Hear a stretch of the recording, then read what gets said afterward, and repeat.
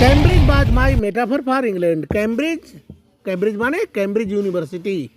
Cambridge university England में जो Cambridge university है, तो Cambridge was my metaphor. Cambridge मेरा रूपक था। कैम्ब्रिज क्या है? रूपक था। इंग्लैंड माने इंग्लैंड के लिए।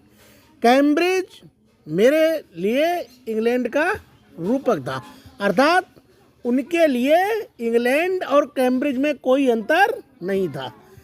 रूपक अलंकार जहाँ होता है वहाँ उपमेय उपमान में कोई अंतर नहीं होता, अर्थात जिसकी तुलना की जाती है और जिससे तुलना की जाती है उसमें कोई अंतर नहीं होता है। तो यहाँ वो इंग्लैंड और कैम्ब्रिज को बिल्कुल एक समान मानते हैं कि हमारे लिए पूरा इंग्लैंड ही क्या है, कैम्ब्रिज यूनिवर्सिटी हमारे लिए पूरा इंग्लैंड के समान है। बात समझ में आई? कैम्ब्रिज यूनिवर्सिटी हमारे लिए क्या है? इंग्लैंड के समान है। एंड इट वाज स्ट्रेंज, और ये बड़ा आश्चर्यजनक था, दैट माने कि व्हेन आई लेफ्ट इट, जब हमने इसको छोड़ा। व्हेन माने जब, आई माने मैंने, लेफ्ट माने छोड़ा, इट माने इसको, जब मैंने इसको छोड़ा। I had become all together something else. I had become मैं हो चुका था, ऑल टुगेदर माने पूरा, समथिंग माने कुछ, एल्स माने अलग, मैं कुछ अलग हो गया था। मैं जब वहाँ से चला, मैं जब वहाँ से उसे छोड़ करके आया तो मैं कुछ अलग हो गया था, बिल्कुल कुछ अलग हो गया था। बिकॉज माने क्योंकि I had met Stephen Hawking. Because माने क्योंकि आई हैड मेट मैं मिल चुका था स्टीफन हॉकिंग से, देयर माने वहाँ। कौन कह रहे हैं ये बात? फिरदौस कांगा। फिरदौस कांगा कहते हैं कि इंग्लैंड की जो कैम्ब्रिज यूनिवर्सिटी है वो हमारे लिए इंग्लैंड के ही समान है, अर्थात हमारे लिए इंग्लैंड ही है। और जब हमने कैम्ब्रिज यूनिवर्सिटी को छोड़ा तो मैं बिल्कुल अलग हो गया। क्यों अलग महसूस किया? क्यों? क्योंकि वहाँ किससे मिले थे वो? स्टीफन हॉकिंग से। It was on a walking tour. It means a बाज माने था, on a walking tour. Walking tour माने पैदल यात्रा।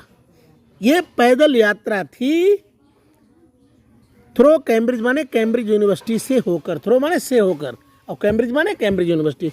कैम्ब्रिज यूनिवर्सिटी से होकर के ये एक पैदल यात्रा थी। दैट माने कि द गाइड मेंशन्ड, गाइड माने मार्गदर्शक, गाइड माने मार्गदर्शक ने, मेंशन्ड माने वर्णन किया, स्टीफन हॉकिंग, स्टीफन हॉकिंग का वर्णन किया, पुअर मैन, बेचारा आदमी। पुअर मैन माने बेचारा आदमी, who is quite disabled now. Who माने जो, इज माने है, क्वाइट माने पूर्ण, डिसेबल्ड माने असमर्थ, नाउ माने अब, जो इस समय पूर्ण रूप से असमर्थ है। दो ही इज ए वर्दी सक्सेसर। दो माने हालांकि, ही माने वह, इज माने है, ए वर्दी, वर्दी माने योग्य, और सक्सेसर, सक्सेसर माने उत्तराधिकारी, उत्तराधिकारी, जो योग्य उत्तराधिकारी है टू इज़ाक न्यूटन। इज़ाक न्यूटन का क्या है? योग्य उत्तराधिकारी है। हु चेयर, जिनकी चेयर ही है, जो वह रखता है, एट द यूनिवर्सिटी माने यूनिवर्सिटी में, अर्थात वो किनकी? न्यूटन की कुर्सी वो रखते हैं अपने पास। कहाँ? यूनिवर्सिटी में न्यूटन की कुर्सी भी उन्हीं के पास है। समझ में आ रहा है? एंड आई स्टार्टेड, और मैं चौंक गया जैसे ही उसने बताया। किसने? किसने बताया, वर्णन किया था ना? जो पथ प्रदर्शक था, गाइड था, गाइड ने जैसे ही स्टीफन हॉकिंग का वर्णन किया, एंड आई स्टार्टेड, और मैं चौंक गया। स्टार्टेड माने देखो एक होता है शुरू होना, इसका दूसरा अर्थ भावार्थ लग जाएगा चौंक गया, और मैं चौंक गया। बिकॉज माने क्योंकि I had quite forgotten, I had quite forgotten, quite माने पूर्ण रूप से, फॉरगॉटन माने भूल चुका था, मैं बिल्कुल भूल चुका था। दैट माने कि दिस मोस्ट ब्रिलियंट, ये सबसे अधिक ब्रिलियंट माने बुद्धिमान, एंड कंप्लीटली पैरालाइज्ड, कंप्लीटली माने पूर्ण रूप से, पैरालाइज्ड माने पैरालाइसिस, लकवाग्रस्त, एस्ट्रोफिजिसिस्ट, एस्ट्रोफिजिसिस्ट माने तारा भौतिक वेद, तारा भौतिक वेद, the author of a brief history of time, the author माने लेखक, of a brief history of time. देखो ये किताब का नाम, उन्होंने किताब लिखी थी स्टीफन हॉकिंग ने, क्या नाम था? ए ब्रीफ हिस्ट्री ऑफ टाइम। ये ब्रीफ माने संक्षिप्त, हिस्ट्री माने इतिहास, ऑफ टाइम माने समय का संक्षिप्त इतिहास।